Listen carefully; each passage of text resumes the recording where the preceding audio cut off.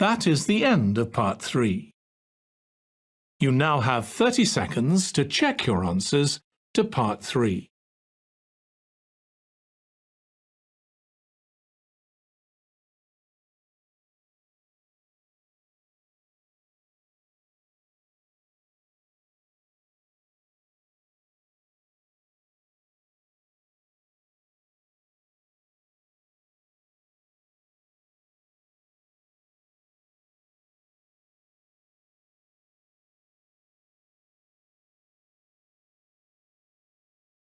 Part 4. You will hear part of a lecture about effective management skills given by a business studies lecturer. First, you have some time to look at questions 31 to 40.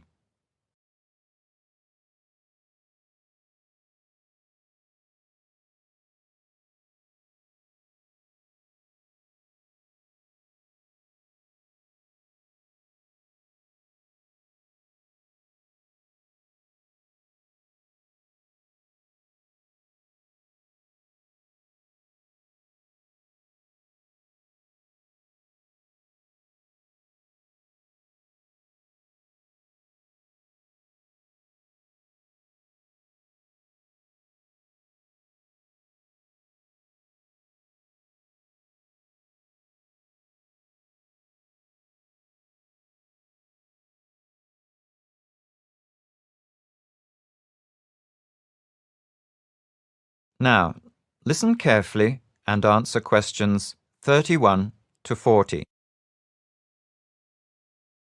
Today, in my final talk on effective management skills, I want to discuss with you ideas connected with the place of emotional intelligence in the workplace.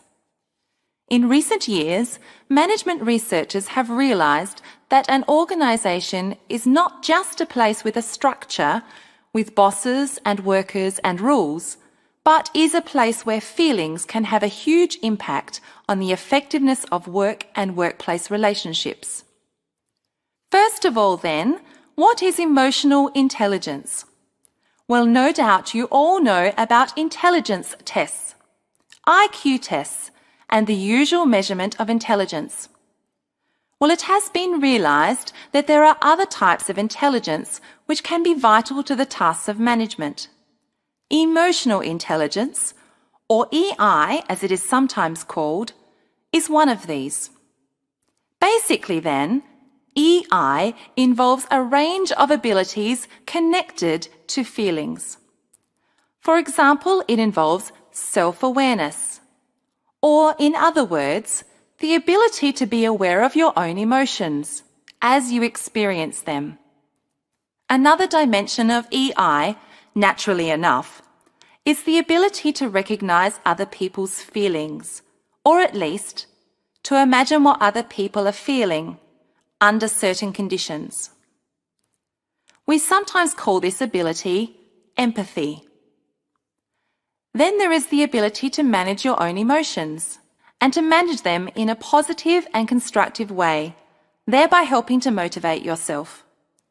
Finally, EI involves the ability to manage relationships, which involves the positive management of other people's emotions.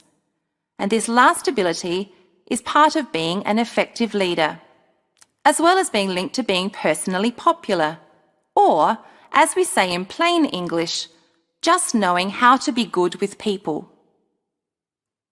It doesn't take much of your or anyone's intelligence to realise how important all these qualities are to a happy and open workplace.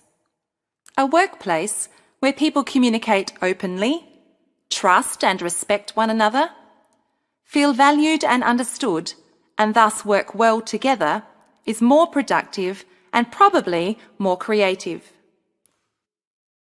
But quite a number of otherwise intelligent and technically competent managers are not emotionally intelligent, and this means they need to learn these interpersonal skills in order to become more effective at their jobs.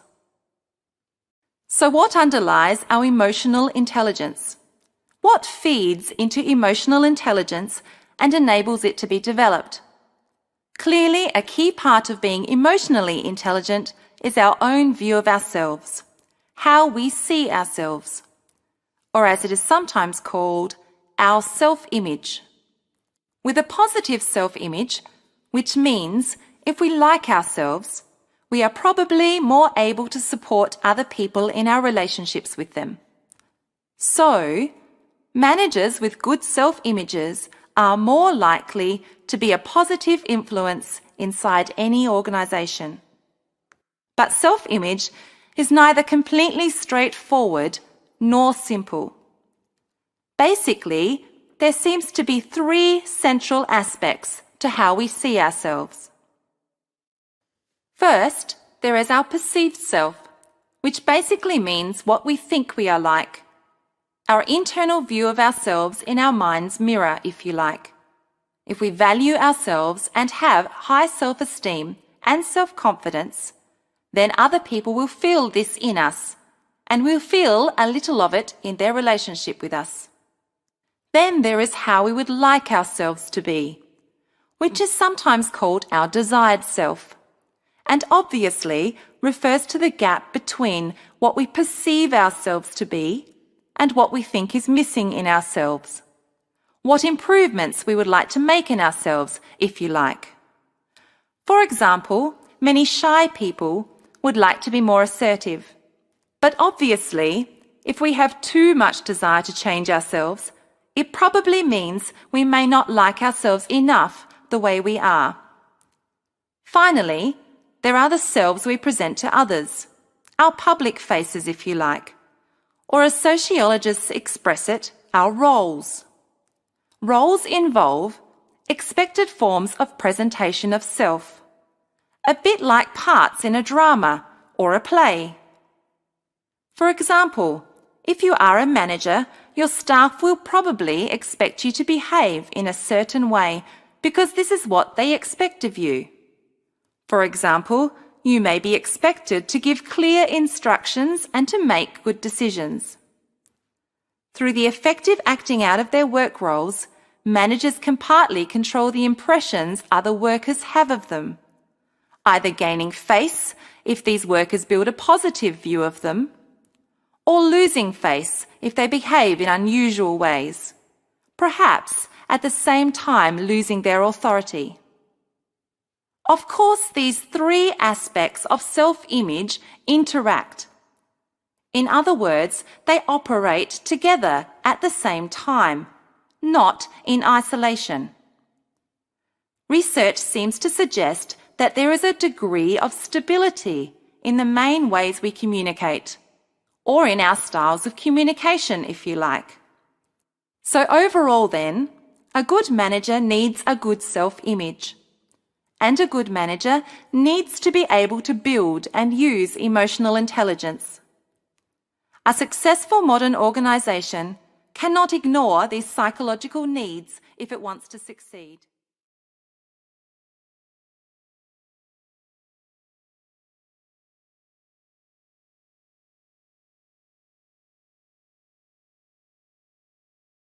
That is the end of Part 4. You now have 1 minute to check your answers to Part 4. That is the end of the listening test. In the IELTS test, you would now have 10 minutes to transfer your answers to the answer sheet.